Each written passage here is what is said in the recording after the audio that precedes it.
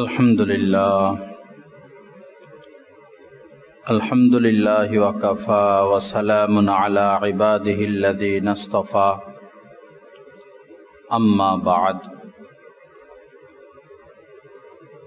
अन जाबिरिन रज़ियल्लाहु तआला अन्हु क़ाल क़ाल रसूलुल्लाहि सल्लल्लाहु तआला अलैहि वसल्लम कुल्लु मारूफिन सदक़ा औ कमा क़ाल नबिय्यु सल्लल्लाहु तआला अलैहि वसल्लम। क़ाल अलैहि सलातु वस्सलाम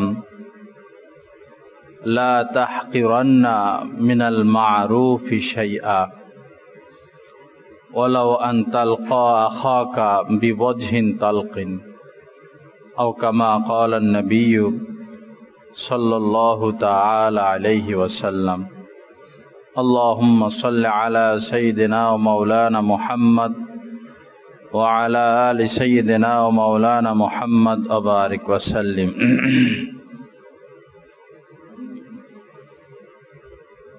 हज़रत जाबिर रज़ियल्लाहु ताला अन्हु থেকে বর্ণিত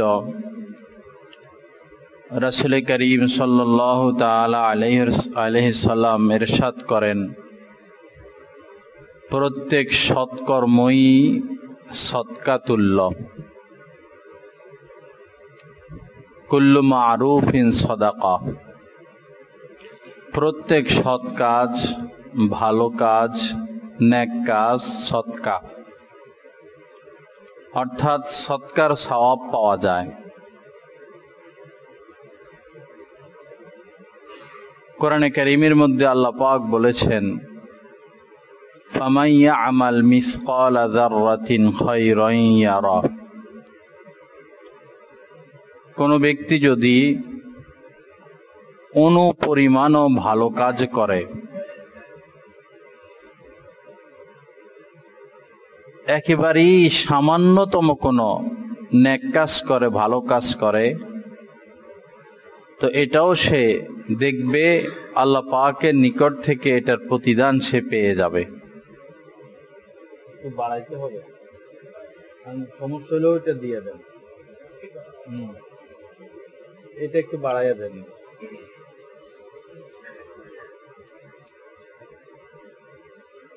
সামান্যতম নেক কাজও যদি কেউ করে, তো এটাও সে আল্লাহ পাকের নিকট পেয়ে যাবে। এক হাদিসে পাকের মধ্যে আল্লাহ রাসূল বলেছেন যে লা তাহকিরান্না মিনাল মারুফি শাইআ, সামান্য থেকে সামান্য কোনো নেক কাজকে তোমরা ছোট মনে করো না, অবহেলা করে ছেড়ে দিও না।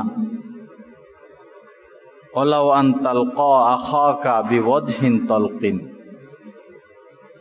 যদিও সেটা হয় তোমার ভাইয়ের সাথে হাসি মুখে সাক্ষাৎ করা।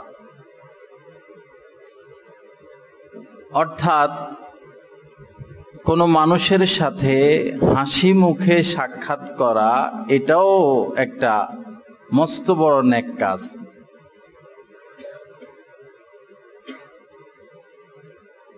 তো অন্য কোনো নেক কাজ তার দ্বারা সম্ভব হচ্ছে না,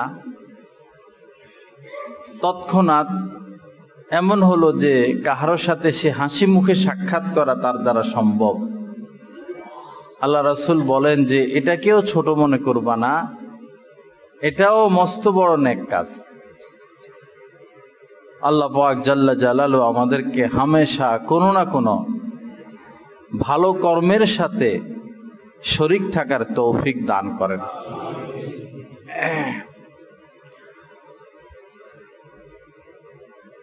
যেমন আমরা বসে আছি, কোনো কাজ নাই, বা গল্প স্বল্প হচ্ছে, বা চা খাওয়া হচ্ছে, সুযোগ পেলাম, একবার বললাম আলহামদুলিল্লাহ। একটু আওয়াজের সাথে বললে অসুবিধা নাই, অন্যরাও শুনলো। কেউ যদি একবার বলে আলহামদুলিল্লাহ, আল্লাহ রাসূল বলেন তামলাউল মিজান, এই আলহামদুলিল্লাহ একবার বলা এত সওয়াব যে মিজানের পাল্লাকে সে ভরপুর করে দেয়। একবার আলহামদুলিল্লাহ বলা। যদিও এখন আমরা সেটা দেখি না বা আমাদের সেই অন্তর্দৃষ্টি নাই, কিন্তু মৃত্যুর পর তো ঠিকই ইনশাল্লাহ সওয়াবগুলো আমরা পাবো, দেখব। তখন আফসোস করা ছাড়া আর কিছুই থাকবে না।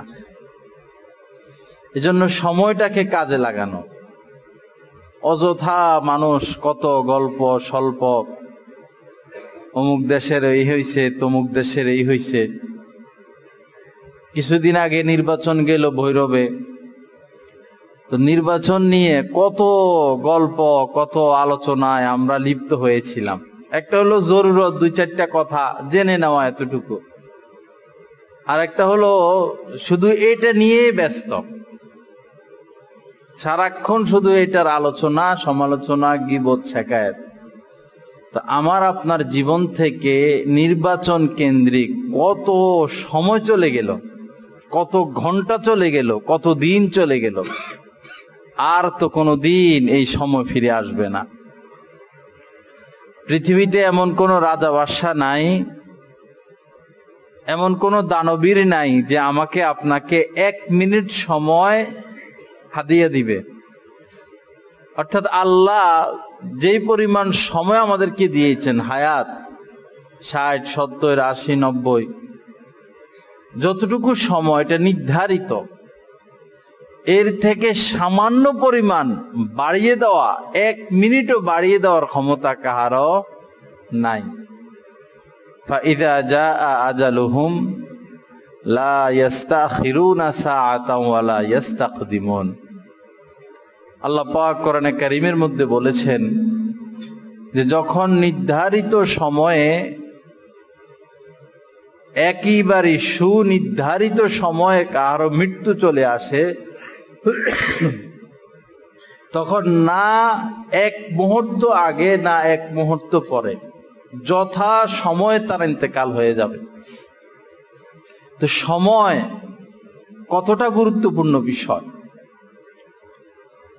অথচ হেলায় খেলায়, ইচ্ছায় অনিচ্ছায় কত সময় আমাদের জিন্দেগি থেকে চলে যাচ্ছে।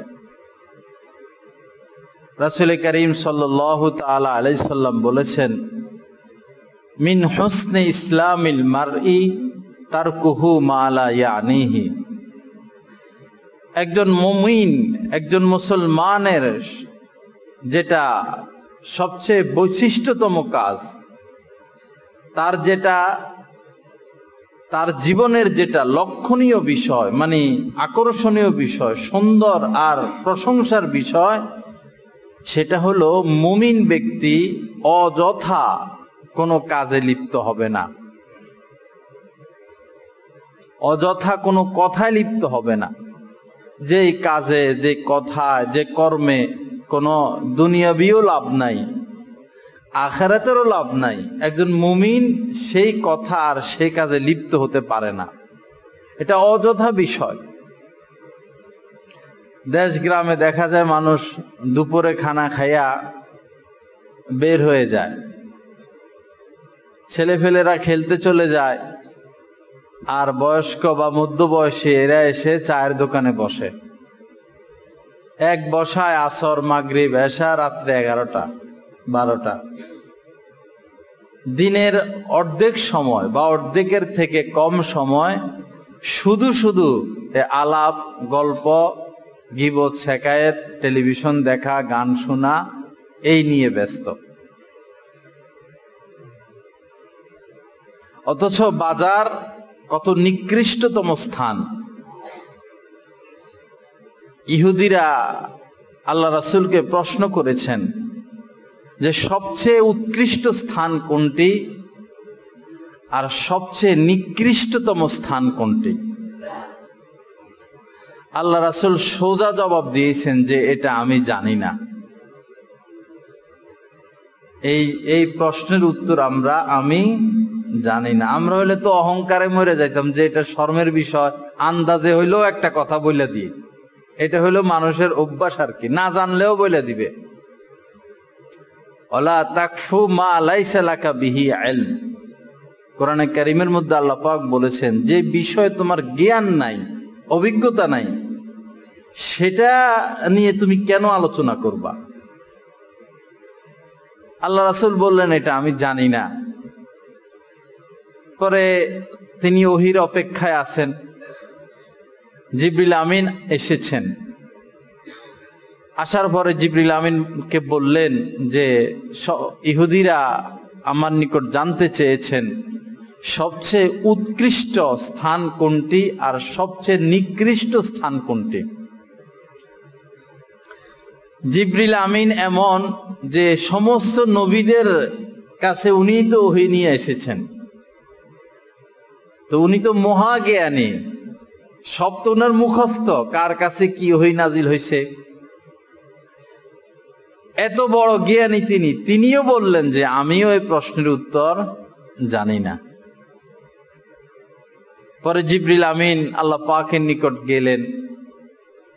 আল্লাহ পাকের নিকট থেকে জেনে অনেক বড় কথা, আমি ওইদিকে যাচ্ছি না, আল্লাহ রাসূলের নিকট ফিরে আসলেন। এসে বললেন সবচেয়ে নিকৃষ্টতম স্থান হচ্ছে বাজার, আর সবচেয়ে উৎকৃষ্টতম স্থান হচ্ছে মসজিদ। সুবহানাল্লাহ। অথচ আমাদের অধিকাংশ সময় মসজিদে কাটে না বাজারে কাটে? বাজার। এক হলো প্রয়োজন, একজন ব্যবসায়ী, তাকে তো বাজারে যেতে হবে, সে ব্যবসা করলো, কিন্তু অযথা বসে বসে এই গল্প স্বল্প আড্ডা এরকম না করা। আর যেহেতু বাজার সবচেয়ে নিকৃষ্টতম স্থান, এই হাদিসের দ্বারা বোঝা যায় যে বাসা ভাড়া নেওয়ার সময় বা বাসা করার সময়, নিজে বাসা কেউ করবে বা বাসা ভাড়া নিবে, এটা যেন বাজারে না হয় চেষ্টা করা, বাজারের উপরে, বাজারের ভিতরে। কারণ সেখানে নানান চরিত্রের লোকের বসবাস। আপনার ছেলে মেয়ে ওরা এই পরিবেশে থেকে হয়তো ভালো কিছু পাবে না, বাজার তো। এবং এই হাদিস থেকে বোঝা যায় যে বাসা করা বা বাসা ভাড়া নেওয়া, যেহেতু মসজিদ সবচেয়ে উৎকৃষ্টতম স্থান, মসজিদের পাশাপাশি হওয়া। বাসা ভাড়া নিব মসজিদের পাশে, মাদ্রাসার পাশে, বাসা করব মসজিদের পাশে, মাদ্রাসার পাশে। আমাদের অভিজ্ঞতায় শহর গ্রাম সর্ব জায়গায় দেখা গিয়েছে মসজিদ মাদ্রাসার এরিয়ায় ডাকাতি, সন্ত্রাসী, মারামারি, এই ঝগড়া ফাসাদ এগুলো তুলনামূলক কম হয় মসজিদের বরকতে, মাদ্রাসার বরকতে। আল্লাহ পাক আমাদেরকে বিষয়টা অনুধাবন করার তৌফিক দান করেন। তো যেটা বলতেছিলাম যে সময় নষ্ট না করা,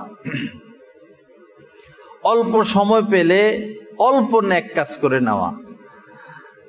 10 সেকেন্ড সময় পাইলাম, আমি এত ব্যস্ত যে আমার সময় হয় না, মাত্র 10 সেকেন্ড সময় পেলাম, তো এই 10 সেকেন্ডেও আমি অনেক কিছু অর্জন করতে পারি। যেমন যদি শুধু এতটুকু বলি লা হাওলা ওয়ালা কুওয়াতা ইল্লা বিল্লাহ, এটাকে বেহেশতের কুঞ্জি বলা হয়েছে, চাবি বলা হয়েছে। যদি এটাও একবার বলে নিলাম, কত বড় সম্পদ অর্জন হয়ে গেল। যদি বলে নিলাম লা ইলাহা ইল্লাল্লাহ, কত বড় সম্পদ হয়ে গেল। আল্লাহ পাক জাল্লা জালালু আমাদেরকে আমল করার তৌফিক দান করেন। হযরতে আবু যর রাদিয়াল্লাহু তাআলা আনহু থেকে বর্ণিত, একদল লোক আল্লাহ রাসূলের দরবারে আসলেন, সোহবতে আসলেন, রাসূলের সান্নিধ্যে এসেছেন। এসে বললেন, ইয়া রাসূলাল্লাহ, ধনী লোকেরা তো সমস্ত কল্যাণ অর্জন করে নিয়ে গেল, বিশাল বড় সওয়াবের অধিকারী তারা হয়ে গেল। কারণ তারা নামাজ পড়ে, আমরাও নামাজ পড়ি, তারা রোজা রাখে, আমরাও রোজা রাখি, কিন্তু তারা তো ধনী, তারা দান সদকা করতে পারে, গোলাম আজাদ করতে পারে। আমরা গরিব, আমরা দান সদকা করতে পারি না, গোলাম আজাদ করতে পারি না। এই কারণে ধনীরা তো মহা সাফল্য অর্জন করে নিল। গরিবদের পক্ষ থেকে এই প্রশ্ন, আল্লাহ রাসূল রাস্তা বাতলালেন। আল্লাহ রাসূল বললেন, আল্লাহ কি তোমাদের জন্য এমন পথ রাখেন নাই যেটার দ্বারা তোমরাও এরকম তোমাদের সৎকার সওয়াব হবে? তো তিনি বললেন যে প্রত্যেক তাসবিহ তোমাদের জন্য সৎকার সওয়াব। প্রত্যেক তাসবিহ, যেমন কেউ আল্লাহ তাকবীর বলা আল্লাহ রাসূল বলেন এটাও সৎকার সওয়াব। তাহমিদ বলা অর্থাৎ আলহামদুলিল্লাহ বলা এটাও সৎকার সওয়াব। তাহলিল বলা অর্থাৎ লা ইলাহা ইল্লাল্লাহ এটা বলা এটাও সৎকার সওয়াব। সৎ কাজের আদেশ দেওয়া, সংক্ষিপ্ত হোক, সৎ কাজের আদেশ দেওয়া আল্লাহ রাসূল বলেন এটাও সৎকার সওয়াব। অসৎ কাজ থেকে নিষেধ করা এটাও সৎকার সওয়াব। তুমি যদি তোমার স্ত্রীর কাছে যাও, সঙ্গম করো, তো এটাও সৎকার সওয়াব। সাহাবারা বলেন, ইয়া রাসূলুল্লাহ, আমি আমার স্ত্রীর কাছে যাব, আমার চাহিদা পুরো হবে, এটাও সৎকার সওয়াব? আল্লাহ রাসূল বললেন যে তুমি যদি অন্যায় পথে, পাপের পথে এই চাহিদা পুরা করতে, তাহলে কি গুনাহ হতো না? গুনাহ তো হতো। তো এই কাজটাই যদি তুমি হালাল পন্থায় অবলম্বন করো, তো অবশ্যই এটার মধ্যে তোমার জন্য সৎকার সওয়াব রয়েছে। তো জান্নাতে যাওয়ার জন্য আল্লাহ পাক কত রাস্তা খুলে রেখেছেন, কত রাস্তা। অযথা গল্প স্বল্প আড্ডা, বাজে আলাপ, বাজে কথা, অযথা কথা বলে বলে আমি আপনি আমাদের জীবন থেকে কত মূল্যবান সময় শেষ করে দিচ্ছি। আল্লাহ পাক জাল্লা জালালু আমাদেরকে সময়গুলোকে কাজে লাগানোর তৌফিক দান করেন। একই সাহাবী হযরতে আবু যর রাদিয়াল্লাহু তাআলা আনহু থেকে বর্ণিত, তিনি একদিন নিজে আল্লাহ রাসূলকে প্রশ্ন করেছেন যে আইয়ুল আমালি আফজালু, ইয়া রাসূলুল্লাহ, সবচেয়ে শ্রেষ্ঠতম আমল কি? আল্লাহ রাসূল বললেন, আল ঈমানু বিল্লাহ ওয়াল জিহাদু ফি সাবিলিহি। সবচেয়ে শ্রেষ্ঠতম আমল হচ্ছে আল্লাহর প্রতি ঈমান রাখা, বিশ্বাস স্থাপন করা এবং তার পথে জিহাদ করা।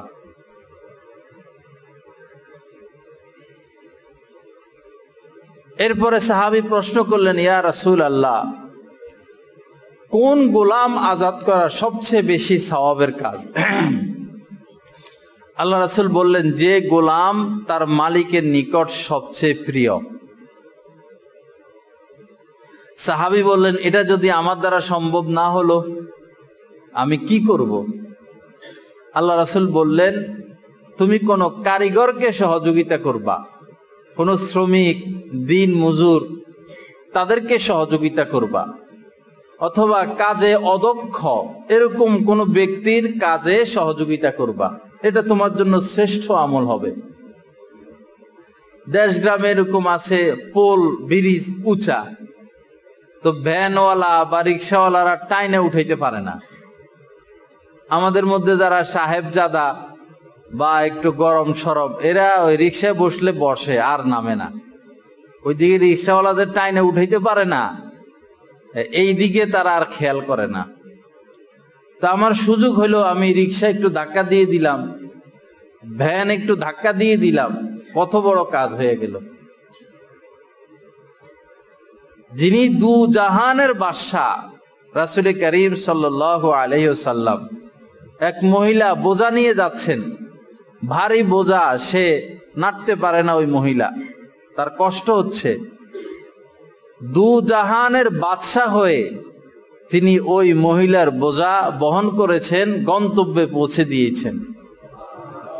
তা আমরা তো নবীর উম্মত দাবি করি সত্য, আশেকে রাসূল দাবি করি সত্য, কয় দিন কয়জনের বোঝা আমরা বহন করেছি। যখন প্রথম ওহী নাজিল হয়, আল্লাহ রাসূল ভয় পেয়ে গিয়েছিলেন, জ্বর এসে গিয়েছিল।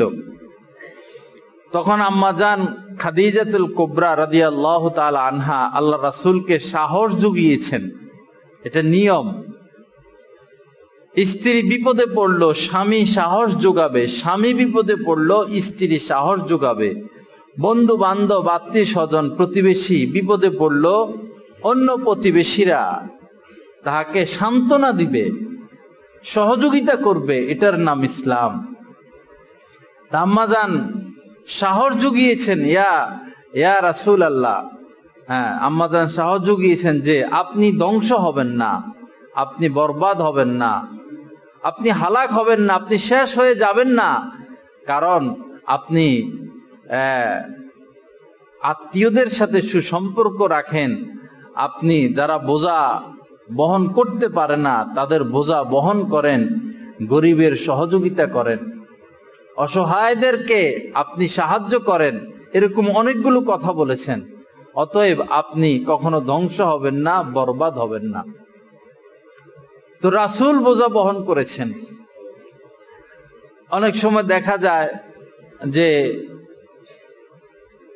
বাসে ট্রেনে আপনি সিট পেলেন, একজন মহিলা দাঁড়ানো বা বয়স্ক লোক দাঁড়ানো। এখন আপনি জোয়ান মানুষ, আপনি দাঁড়িয়ে গেলে তেমন ক্ষতি হবে না, হয়তো সামান্য কষ্ট হবে, কিন্তু এই বৃদ্ধ লোক তার তো কষ্ট হবে, এই মহিলা মানুষ তার তো কষ্ট হবে। আমি তাকে একটু সাহায্য করলাম, আমি সিটটা ছেড়ে দিলাম, তো মস্ত বড় সওয়াবের কাজ হয়ে গেল। সিরিয়াল ধরে অনেক ক্ষেত্রে ব্যাংকে বা বিভিন্ন জায়গায় কারেন্ট বিল জমা দিতে হয়। তো আমার পিছনে কোনো বয়স্ক লোক, তার দাঁড়িয়ে থাকা কষ্ট, বা কোনো মহিলা মানুষ, আমি জোয়ান মানুষ, আধা ঘন্টা 1 ঘন্টা দাঁড়িয়ে থাকা আমার জন্য কষ্টকর না। তা আমি যদি তাকে আমার সামনে দিয়ে দিলাম, তো এতে তার অন্তরের দোয়াটা আমি পেয়ে গেলাম, তার অন্তরের দোয়াটা পেয়ে গেলাম। একজন মুমিন তো ধান্দায় থাকবে, ধান্দা। যারা ব্যবসা করে এরা কিসে থাকে? ধান্দায় থাকে, কেমনে আরেকটা ব্যবসা বাড়ানো যায়। সবাই সবার লাইনে ধান্দায় ব্যস্ত। একজন মুমিন মুসলমানের আসল ধান্দা হলো আল্লাহকে আমি কেমনে সন্তুষ্ট করব, আমার আল্লাহ কোন কাজ করলে আমার উপর সন্তুষ্ট হবে। একজন মুমিনের সার্বক্ষণিক ধান্দা থাকবে এটা। ছোট থেকে ছোট একটা কাজ হোক, আমি এই কাজটা করব, আল্লাহ যেন আমার উপর সন্তুষ্ট হয়ে যায়। হাদিস শরীফের মধ্যে এসেছে, আল্লাহ রাসূল বলেন যে এক লোক একটা গাছ কেটে ফেলেছিল। গাছ, এক মুসলিম একটা গাছ কেটে ফেলেছিল। ওই গাছ রাস্তার উপরে ছিল, মানুষের যাতায়াতে সমস্যা হতো। তো সে মানুষ যেন সহজে রাস্তা পারাপার চলাচল করতে পারে, এজন্য গাছটা কেটে ফেলেছিল। আল্লাহ রাসূল বলেন তার এই যে খেদমতটা, এই কাজটা করার কারণে তাকে আমি জান্নাতে ঘোরাফেরা করতে দেখেছি। সুবহানাল্লাহ, কত বড় কথা। আমরা এই ছোট কাজগুলোকে মূল্যায়ন করি না। হজ করে আসলাম, এই করি সেই করি ওই করি। ছোট কোনো নেক আমল কেউ ছোট মনে না করা। অন্য হাদিসের মধ্যে এসেছে, আল্লাহ রাসূল বলেন যে এক লোক রাস্তা দিয়ে যাচ্ছে, তো সে দেখলো যে রাস্তার উপরে কাঁটাযুক্ত একটা ঢাল, অনেক গাছ আছে, কাঁটাযুক্ত একটা ঢাল পড়ে আছে। তো সে আল্লাহর সন্তুষ্টির লক্ষ্যে এই কাঁটাযুক্ত ঢালটাকে সরিয়ে দিল। আল্লাহ রাসূল বলেন যে আল্লাহ পাক এই আমলটার কারণে তাকে মাফ করে দিলেন। কত বড় কথা! তো এজন্য ছোট থেকে ছোট হোক, নেক কাজের সুযোগ আসলো আমি নিজেকে বঞ্চিত করব না সেই নেক কাজ থেকে। অনেক সময় এই হয় যে ভাঙটি টাকার প্রয়োজন, 1000 টাকা ভাঙটির প্রয়োজন, 500 টাকা ভাঙটির প্রয়োজন। তা আমাদের দোকানদার ভাইরা অনেকেই মিথ্যার আশ্রয় নেয়, নাই বলে দেয়। তা আসলে এখানে নাই না বলে এটা তো বলা যায় যে আমার দিলে সমস্যা হবে, অন্য দোকানে যান, আমার দিলে সমস্যা হবে, পাশের দোকানে যান, এটা তো বলা যায়, তাহলে আর মিথ্যা হলো না। তো কেউ যদি ভাঙতির জন্য আসে আর আমি তার এই সামান্যটুকু উপকারও করে দেই, এটাও আল্লাহ পাকের দরবারে অনেক বড় একটা খেদমত। রাস্তা দেখিয়ে দেওয়া, সে রাস্তা হারিয়ে ফেলেছে, রাস্তা দেখিয়ে দেওয়া, এটাও অনেক বড় সওয়াবের কাজ। আল্লাহ পাক জাল্লা জালালু আমাদেরকে কদম কদম এভাবে দ্বীনের খেদমত, দ্বীনের কাজ করার তৌফিক দান করেন। তো হযরতে আবু যর রাদিয়াল্লাহু তাআলা আনহু বললেন যে ইয়া রাসূলুল্লাহ, আইয়ুল আমালি আফজালু, শ্রেষ্ঠ আমল কি? আল্লাহ রাসূল বললেন আল ঈমানু বিল্লাহ ওয়াল জিহাদু ওয়া আল ঈমানু বিল্লাহি, আল্লাহর প্রতি ঈমান রাখা এবং তার রাস্তায় জিহাদ করা। বললেন কোন গোলাম আজাদ করা সবচেয়ে শ্রেষ্ঠ? আল্লাহ রাসূল বললেন যে গোলাম তার মনিবের নিকট সবচেয়ে প্রিয়। সাহাবী বললেন এটা যদি আমার দ্বারা সম্ভব না হয় তখন আমি কি করব? আল্লাহ রাসূল বললেন কোন কারিগরকে, কোন শ্রমিককে, কোন দিন মজুরকে তুমি সাহায্য করবা, সহযোগিতা করবা, অথবা কাজে অদক্ষ এমন কোন ব্যক্তিকে তার কর্মে সহযোগিতা করবা। সাহাবী বললেন ইয়া রাসূলুল্লাহ, এটাও যদি আমি না পারি? সাহাবাদের এই প্রশ্নগুলোর কারণে আমাদের জন্য রাস্তা খুলে গেল, আমাদের জন্য রাস্তা খুলে গেল, আমরা যেটা পারি সেটা করব। সাহাবী বললেন ইয়া রাসূলুল্লাহ, এটাও যদি আমি না পারি তা আমার কি উপায়, আমি কি করব? আল্লাহ রাসূল বললেন তাকুফু শাররাকা আনিন নাস, এগুলো যদি তুমি না পারো অন্তত মানুষকে কষ্ট দেওয়া থেকে তুমি বিরত থাকবা। তাকুফু শাররাকা আনিন নাস, মানুষকে, জনসাধারণকে কষ্ট দেওয়া থেকে তুমি বিরত থাকবা, এটাও অনেক বড় বিষয়। আজ এই বিষয়টা আমাদের বোধগম্য না। আমাকে এমন ভাবে চলতে হবে, এমন ভাবে থাকতে হবে, আমার জিন্দেগিটাকে, আমার দৈনন্দিন সময়টা, দৈনন্দিন আমার কর্ম, আমার উঠা বসা চলাফেরা এমন করতে হবে যে আমার দ্বারা কোনো মানুষ যেন কষ্ট না পায়, এমন ভাবে নিজেকে সাজাতে হবে। উদাহরণস্বরূপ মানুষের চোখ উঠে লাল হয়ে থাকে, এখন আপনার চোখ উঠলো, চোখে ময়লা, কেউ দেখলে তো কষ্ট পাবে। এই বিষয়টা চিন্তার বিষয়, কেউ দেখলে তো কষ্ট পাবে। এখন আপনার বেরো হতে হবে, কি করবেন? চশমা পরবেন, কালো চশমা, তাহলে অন্য কেউ কষ্ট পেল না। অনেক সময় দেখা যায় শরীরে দুর্গন্ধ, মুখে দুর্গন্ধ, এসে নামাজে দাঁড়ায় তো পাশের ব্যক্তির কষ্ট হয়। বা অনেকে এমন আতর ব্যবহার করে যে আতরের গন্ধে আরেকজনের মাথা ব্যথা উঠে যায়। আছে এরকম মানুষ, আতরের গন্ধ সহ্য করতে পারে না।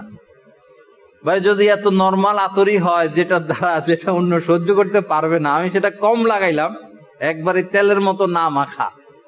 আর ইদানিং মানুষের অনেকেই দেখা যায় গন্ধ সইতে পারে না।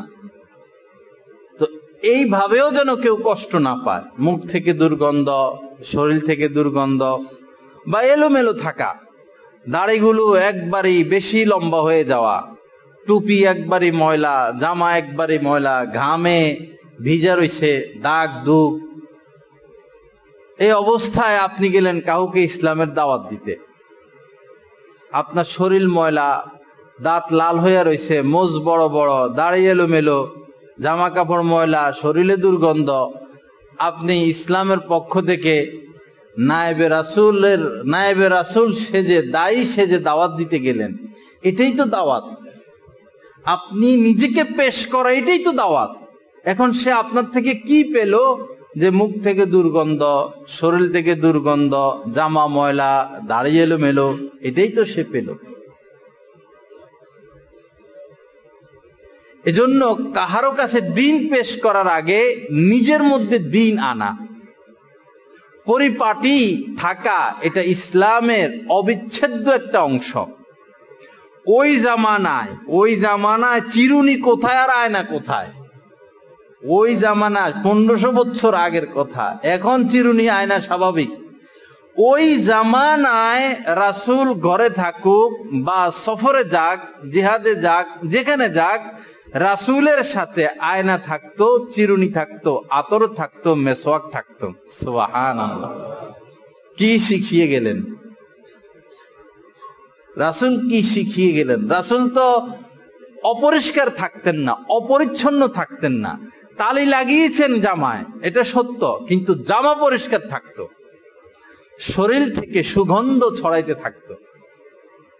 কেউ এসে রাসূলকে খুঁজতো যে রাসূল কোন দিকে গেছেন, তো কাউকে জিজ্ঞাসা করার প্রয়োজন হইতো না, আল্লাহ রাসূল এই রাস্তায় গেলেন না ওই রাস্তায় গেলেন, জিজ্ঞাসা করার প্রয়োজন হইতো না। বাতাসের মধ্যে রাসূলের সুরভি, রাসূলের ঘ্রাণ ছড়িয়ে পড়তো, শুকে শুকে মানুষ খবর পেয়ে যেত আল্লাহ রাসূল এই রাস্তায় গিয়েছেন।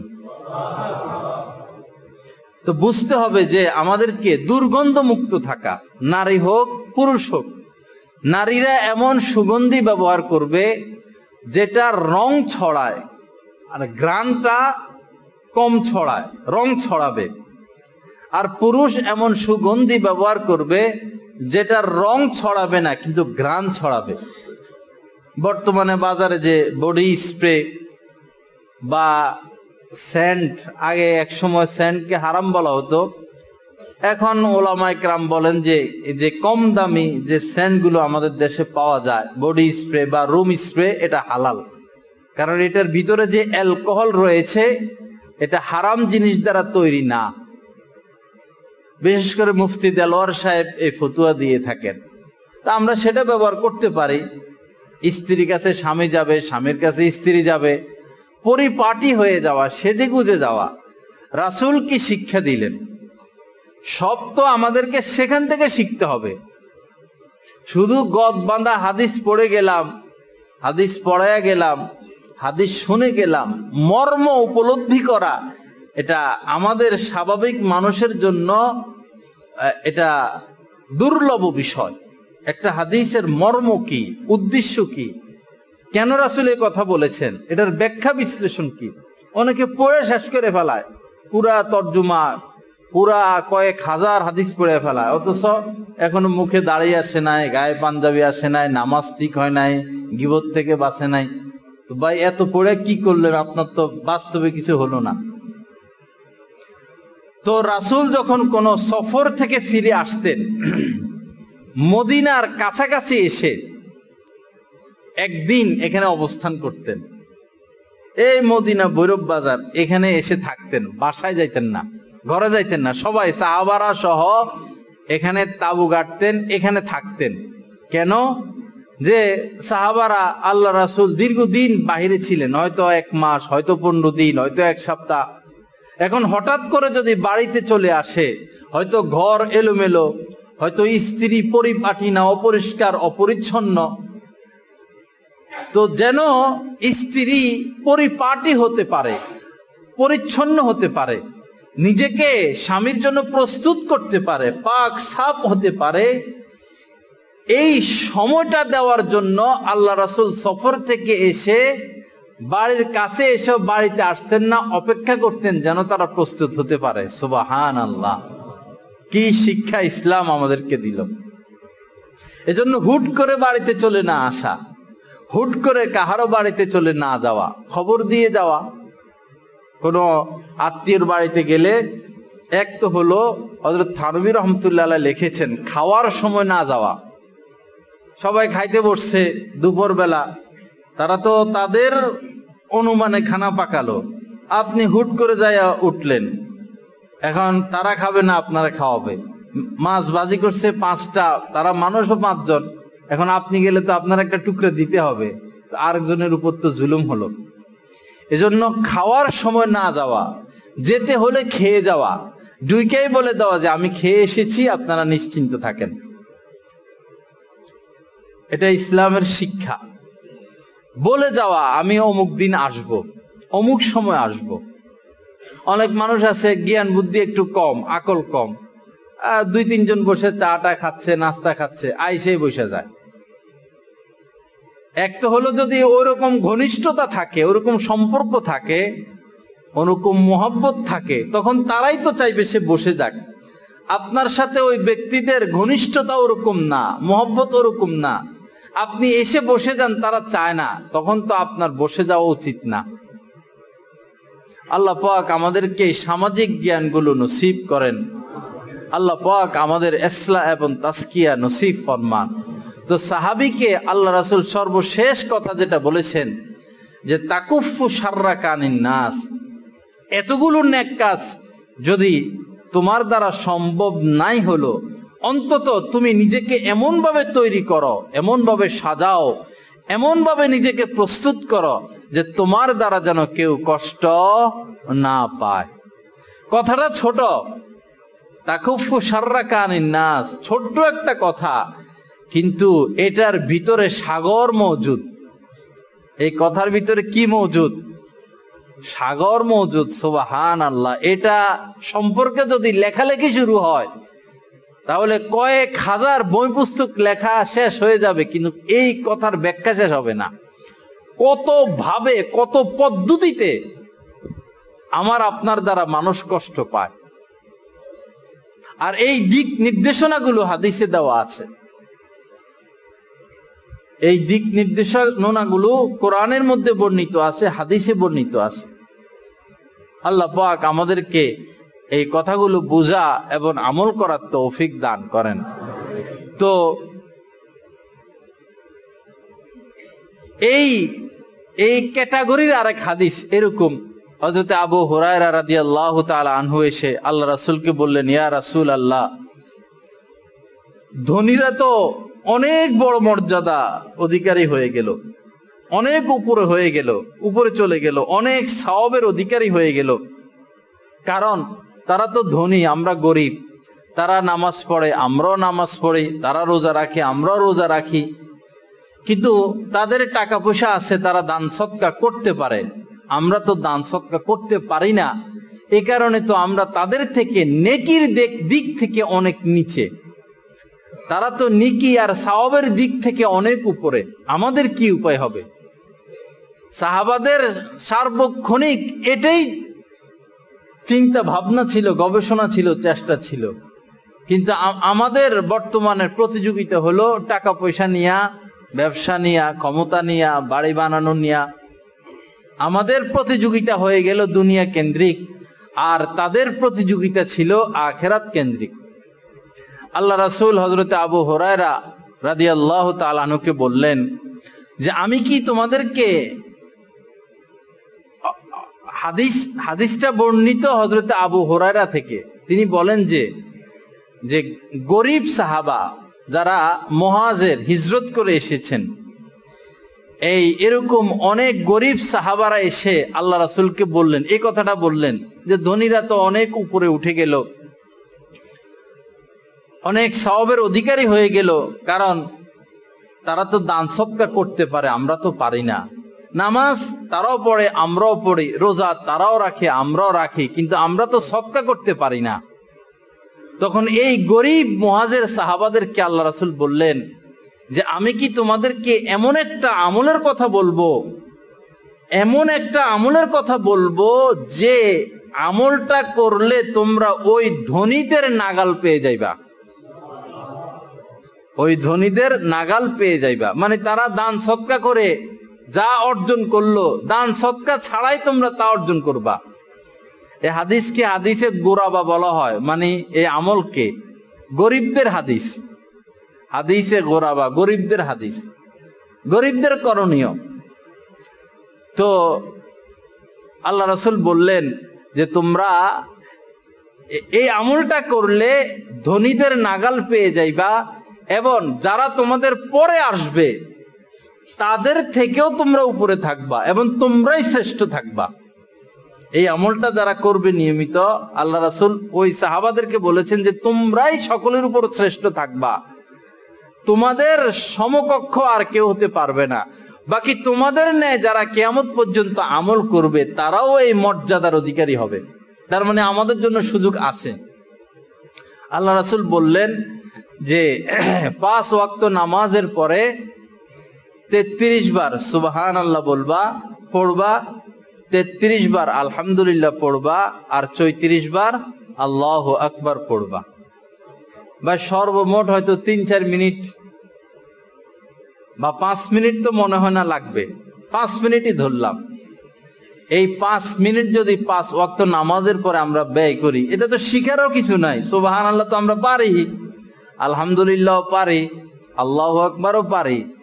যদি এই আমলটা করি আমরা সকলে নিয়মিত, তাহলে অন্যদের তুলনায় আল্লাহর দরবারে আমরা শ্রেষ্ঠ ব্যক্তি হিসাবে গণ্য হব। আল্লাহ পাক জাল্লা জালালু আমাদেরকে এই আমলটাও করার তৌফিক দান করেন। কোরআনে কারীমের মধ্যে আল্লাহ পাক বলেছেন যে মান আমিলা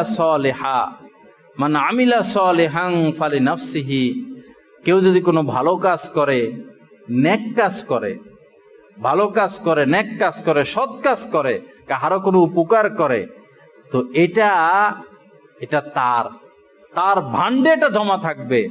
তাজিদুহু ইনদাল্লাহ, অন্য আয়াতে আল্লাহ পাক বলেছেন এটা তোমরা আল্লাহর কাছে পাইয়া যাইবা। নেক কাজের কত যে ধারা! এক হাদিসে পাকের মধ্যে আল্লাহ রাসূল হযরতে আবু যর রাদিয়াল্লাহু তাআলা আনহুকে বলেছেন, আবু যর, যখন তুমি ঝোল পাকাইবা, ঝোল মানে ঝোল জাতীয় কোনো তরকারি পাকাইবা, তখন পানি বাড়াইয়া দিও। উদ্দেশ্য হলো একটু বেশি করে পাকাইবা। যখন পাকাইবা তরকারি খানা একটু বেশি পাকাইবা, এবং এই তরকারি থেকে, এই ঝোল থেকে তোমার প্রতিবেশীর জন্য একটু হাদিয়া পাঠাইয়া দিবা। সুবহানাল্লাহ। আছে আমাদের মধ্যে রীতিনীতি। ভাই আপনি 1 কেজি বড়ই কিনলেন, বড়ই 1 কেজি কিনলেন, আপনার পাশের প্লেট 1 প্লেট বড়ই তার বাসা পাঠাইয়া দিলেন, হয়তো 5 টাকা 60 টাকা। এই 5 টাকা 60 টাকার দ্বারা তার সাথে আপনার একটা মহব্বতের সম্পর্ক সৃষ্টি হবে, ভালোবাসা সৃষ্টি হবে। আপনি বিপদে পড়লেন রাত্রে 3টা, আপনার আত্মীয় তো আসতে পারবে না, আসবে তো আপনার পাশের বাসাওয়ালা। কোনো মানুষ বিপদে পড়ে তার পাশে এসে কেউ দাঁড়ায় না, আর কোনো মানুষ বিপদে পড়ে হাজারো মানুষ তার পাশে এসে দাঁড়াইয়া যায়, হাজারো মানুষ। তো রাসূল কি শিক্ষা দিলেন? যে একটু বেশি পাকাইবা আর তোমার পাশের বাসা, পাশের প্রতিবেশীর জন্য একটু পাঠাইয়া দিবা। আর আমরা মাশাআল্লাহ রমজান আসলে দরকার নাই, একটা ফ্রিজই যথেষ্ট, শুধু কোরবানির গোশত রাখার জন্য একটা ঢিপ রাখে, শুধুই কোরবানির গোশত সংরক্ষণের জন্য আলাদা ডিপ কিনা হয়। এটা কোরবানি হলো না এটা সংরক্ষণ হলো, সঞ্চয় হলো?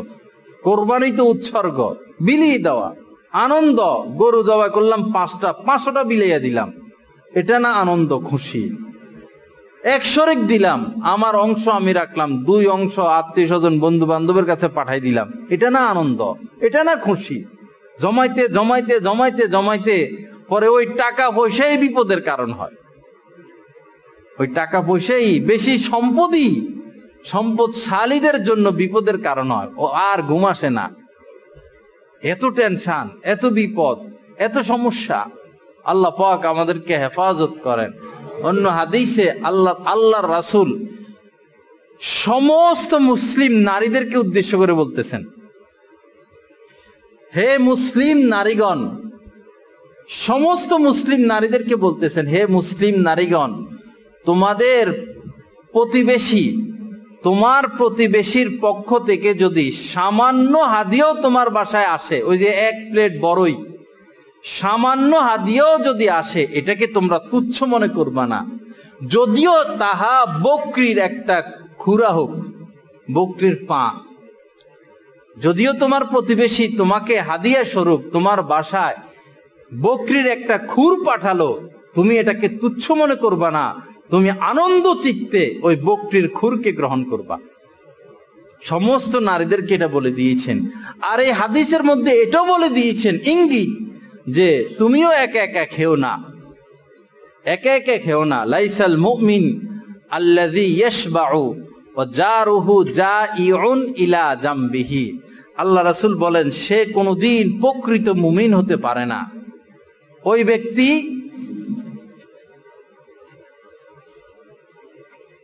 ব্যক্তি কোনোদিন প্রকৃত মুমিন হতে পারে না যে পেট ভরে খায়, যা মন চায় তা খায়, আর তার প্রতিবেশী না খাইয়া আছে। প্রতিবেশী ক্ষুধার্ত আর সে পেট ভরে খায়, সে কোনোদিন প্রকৃত মুমিন হতে পারে না। আমরা কি আমাদের আশপাশের খোঁজ খবর নেই না রাখি? আশপাশের খোঁজ খবর নেই নাকি রাখি? আল্লাহ পাক আমাদেরকে প্রকৃত মুমিন হওয়ার তৌফিক দান করেন। তো সামাজিক বন্ধন সৃষ্টি হওয়ার এক উত্তম মাধ্যম হলো যে প্রতিবেশীদের সাথে সুসম্পর্ক রাখা। এটা তো আছে। সুসম্পর্কের বড় একটা মাধ্যম হচ্ছে হাদিয়া পাঠানো, সামান্য হোক। আপনি কিছু হাদিয়া পাঠাইলে আপনার বাসায় কি কিছু আসবে না? অবশ্যই আসবে। আপনি পাঠান না এজন্য আসে না। আপনি কাউকে খাওয়ান না এজন্য আপনারে কেউ খাওয়ায় না। আপনি কাউকে দেন না এজন্য আপনাকে কেউ দেয় না। আপনি খরচ করুন, আনফিক। আল্লাহ রাসূল বলেছেন খরচ করো। হযরতে আসমা রাদিয়াল্লাহু তাআলা আনহাকে আল্লাহ রাসূল বলেছেন খরচ করো, আনফিক, খরচ করো। অন্য বর্ণনাও আসছে আনফিক, খরচ করো, ইউনফাক আলাইক, তোমার উপরও খরচ করা হবে। তুমি বখিল, কিপটা, তোমার পকেট থেকে 2টা টাকা বাইর হয় না, তো তোমার জন্য আল্লাহ পাক বরাদ্দ করবেন না। তুমি শুধু জমাইবা, ব্যাংকেও জমাইবা, বাড়ি করবা, ব্যবসা বাড়াইবা, কিন্তু ভালো একটা জামা পরার তৌফিক তোমার হবে না, ভালো একটা জুতা পরার তৌফিক তোমার হবে না, ভালো খাওয়ার তৌফিক তোমার হবে না, ভালোভাবে সমাজের সাথে মিশে একটু সুখে শান্তিতে বসবাসের তোমার তৌফিক হবে না। তোমার সম্পদ সব ব্যাংকেই থাকবে আর ওই বিভিন্ন জায়গায় খরচ হবে, তোমার সম্পদ তোমার ক্ষেত্রে খরচ হবে না। আপনারা বাস্তবে যাচাই করে দেখুন, বাস্তবতা দেখুন। ভালো একটা পোশাক পরা ইসলাম নিষেধ করে নাই, ভালো একটা জুতা পরা ইসলাম নিষেধ করে নাই, ভালো খাওয়া ইসলাম নিষেধ করে নাই, পরিপাটি থাকা, সেজেগুজে থাকা এটা ইসলামে নিষেধ না, বরং আল্লাহ রাসূল বলেছেন আল্লাহু জামিলুন ইউহিব্বুল জামাল। আল্লাহ পাক অত্যন্ত সুন্দর, আর যারা সুন্দর হয়ে থাকে, ভালোভাবে থাকে, সেজেগুজে থাকে, তাদেরকে আল্লাহ পাক বেশি পছন্দ করেন। সব কথারই দলিল আছে। আল্লাহ পাক আমাদেরকে ভালোভাবে থাকার তৌফিক দান করেন। তো কৃপণতা না করা। বা আজকে গোশত পাকানো হলো, আগে তো এমন হইতো যে দেশ গ্রামে আমরা দেখতাম কোন বাসায় গোশত পাকাইলে কোন ঘরে পুরা বাড়িতে ঘ্রাণ চলে যেত। আর ইলিশ মাছ যদি পাকাইতো মনে হয় আধা কিলো না হলো কাছাকাছি ঘ্রাণ যাইতো, এমন সুস্বাদু ছিল। এখন তো আমাদের পাপের কারণে এমন অবস্থা হয়েছে, যে খায় সে ঘ্রাণ পায় না, এমন অবস্থা হয়েছে। রিজিক উঠে যাচ্ছে আর কি, স্বাদ উঠে যাচ্ছে। বাস্তবে যেটা একটা কমলা আমরা দেখতাম যখন ছাত্র বয়সে, এই এক রুমে যদি এক কোনায় কেউ একটা কমলা খুলতো, খোসা খুলতো, পুরা রুম ঘ্রাণ হয়ে যেত। এখন সেই ঘ্রাণ কোথায়, সেই স্বাদ কোথায়?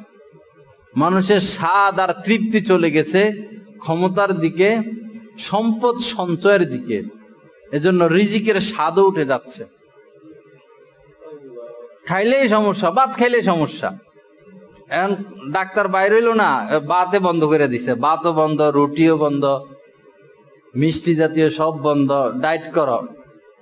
এখন সবাই ডায়েট, কি করবে, আর রাস্তা তো নাই, ডায়েট ছাড়া উপায় নেই। আল্লাহ পাক ওই ডাক্তারকে যা যায় খায় দান করেন, কিন্তু তাও তো আমরা শিক্ষা গ্রহণ করি না। তো ডায়েট তো রাসূলই আগে শিখে গেছেন 1500 বছর আগে। এটা তো বর্তমানে ডাক্তার সাহেব বলেন, ডায়েট তো রাসূল আগে শিখে গেছেন যে পেটের 3 ভাগের 1 ভাগ খালি রাখবা। তো ডায়েট তো রাসূলই শিখেছেন। তা আমরা তো খাওয়া শুরু করলে আর বিয়ের দাওয়াত টাওয়াত পাইলে কত মানুষ যে মারা গেছে খাইয়া, মানে খাসির গোস্ত পাইছে, হাঁসের গোস্ত পাইছে, এমন খানা দিছে পরের দিন শেষ, প্রেসার হাই হইয়া। ভাই লিমিট রাখা উচিত, সর্বক্ষেত্রে লিমিট রাখা উচিত, লিমিটের বাহিরে না যাওয়া, সুন্নত মোতাবেক কাজ করা। অতিরিক্ত ওজন, অতিরিক্ত খাইলে পেট যাবে বড় হইয়া, যাইবেন মোটা হইয়া, স্বাস্থ্য অনেকে আছে না খাইলেও মোটা হইয়া যায়, এটা এরকমও আছে। যাই হোক, আল্লাহ পাক আমাদের সকলকে সুস্বাস্থ্য নসিব করেন। তো যেটা বলতেছিলাম যে এই হাদিয়ার বিষয়টা, এই বিষয়ে কৃপণতা না করা। আপনি হাদিয়া দিবেন, আপনার কাছে হাদিয়া আসবে। বিশেষ করে বাসাওয়ালা, আপনি দোকানে চা খাইতে বসলেন, কিছু খাইতে বসলেন, আশপাশ 1-2 জন আছে, 3 কাপ চায়ের অর্ডার দিলেন, 4 কাপেরও অর্ডার দিলেন। আমি বহু মানুষকে দেখলাম যে মানুষ 3 জন চা 1 কাপের অর্ডার দেয়। এই এলাকায় এসে দেখছি মানুষ 2 জন চা 1 কাপের অর্ডার। পরে আমি বললাম এটা আবার কি, 2 জনেই খাবে, 3 জনে খাবে। পরে দেখলাম ওই চা ভাগ করে 3 জনে একটু একটু একটু একটু করে খায়। ভাই টাকা পয়সা কিসের জন্য? ব্যাংকে জমা করে রাখার জন্য? হ্যাঁ, 3 জন আপনারা 3 কাপ চায়ের অর্ডার দেন, বা 5 জন, আপনি তো সবসময় চায়ের দোকানে আসেনও না, সুযোগও হয় না, দোকানে 8-10 জন আছে, ভাই সবারে চা দেন, ভাই সবারে চা দেন, সবারে নাস্তা দেন, বিস্কিট দেন। আরে ভাই, আপনি 1000 টাকা খরচ করেও তো এই সম্মান অর্জন করতে পারবেন না 1 কাপ চা খাওয়াইয়া যতটুকু অর্জন করলেন। নির্বাচনের সময় প্রার্থীরা যে যা খরচ করে, 50 লাখ, 1 কোটি, এক কমিশনার 1 কোটির উপরে খরচ করে ফেলছে। বিভিন্ন জায়গা থেকে খবর আসে, চেয়ারম্যান 1 কোটি টাকার উপরে খরচ। তো কেউ যদি নির্বাচনের সময়ে এই 50 লাখ 1 কোটি না খরচ করে সারা বছরে কিছু কিছু করত, 50 আর 1 কোটি লাগতো না, সারা 3-4 বছরে 5 লাখ 10 লাখও খরচ করত, 20 লাখও খরচ করত, তার আর ভোট চাওয়া লাগে? বৈরবে এমন এক প্রার্থী কমিশনার হয়ে গেছে, তার সাথে আর কেউ ভয়ে দাঁড়ায় নাই। লোকটা ভালো, দাঁড়িয়ে আছে, নামাজ পড়ে, কেউ তার সাথে প্রার্থী দাঁড়ায় নাই, জানে সে ভালো, সে দান করে, খরচ করে। হুজুর, আমার পকেট থেকে আমি দিতে থাকি, আমি আমার পকেট থেকে সমানে খরচ করি, যে কোনো সময় যে কোনো মানুষ বিপদে পড়ে আমার কাছে পায়। কয়েকটা ট্রান্সমিটার জ্বলে গেছে, বিদ্যুৎ অফিসের সাথে আমি এমন সম্পর্ক রাখছি, আমি ফোন দেওয়ার সাথে সাথে সমস্ত কাজ বন্ধ, আমারটা এসে করে দেয়। আমি আমার সাথে সম্পর্ক রাখছি। তো শুধু ওই সময় খরচ করলে কি হবে? খরচ তো 12 মাস করতে হবে। তো কথা আমি শেষের দিকে, যে এই মানে হাদিয়ার এই বিষয়টা আল্লাহ রাসূল সমস্ত মহিলাদেরকে বলেছেন যে সামান্য খুরো, যদি বকরির খুরো যদি কেউ তোমাকে হাদিয়া দেয়, এটাকে তুমি ছোট মনে করবা না। এক হাদিস শরীফের মধ্যে আল্লাহ রাসূল বলেছেন যে তাহা দাও, হাদিয়া দাও, ব্যাপক হারে হাদিয়া দাও। ফা ইন্নাল হাদিয়াতা ওয়াহরা সদরি, কেননা হাদিয়া মানুষের অন্তরের যে তোমার প্রতি যে বিদ্বেষ, তোমাকে দেখতে পারে না, পছন্দ করে না, এই হাদিয়া দিলে তার অন্তর থেকে এই বিদ্বেষটা দূর হয়ে যাবে।